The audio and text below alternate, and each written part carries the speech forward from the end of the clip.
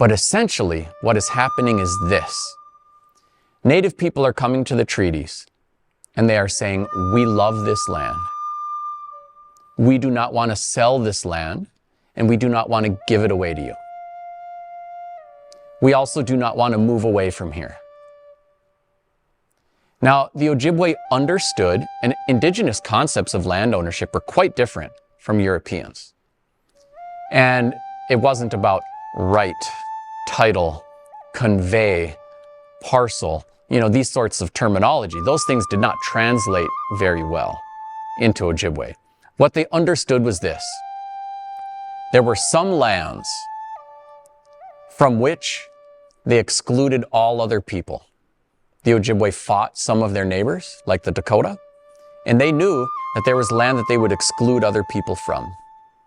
They also knew that there were lands that they would share with their neighbors.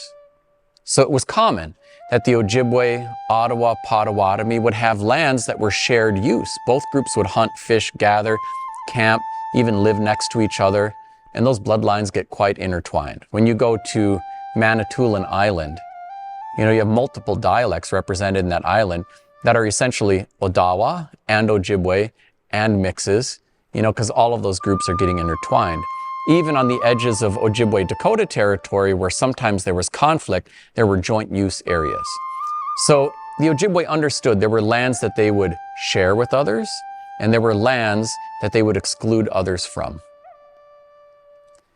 What the Ojibwe agreed to, and it was a big thing to ask of them, but I think it is incorrect to characterize the treaties as land sales. The Ojibwe did not sell the land and agreed to alienate themselves from the land. Essentially, we have nothing to do with that, you own it now. What they agreed to do was change the status of some parts of their land to say that we will open up some tracts for shared use, and we will retain or reserve some tracts for our exclusive use. The very first Europeans who come into the treaty lands are not treated as invaders. They are treated as newcomers under a shared understanding that there will be some new people coming, but that the new people coming will not be excluding Indigenous people from 1 square inch of their entire territory. And at that initial juncture, they probably did get along just fine.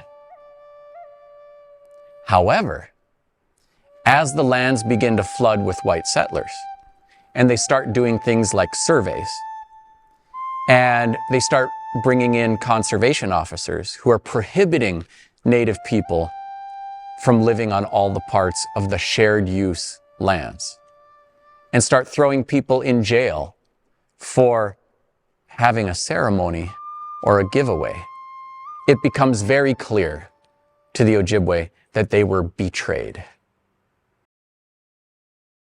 Thanks for watching today. I'm Anton Treuer.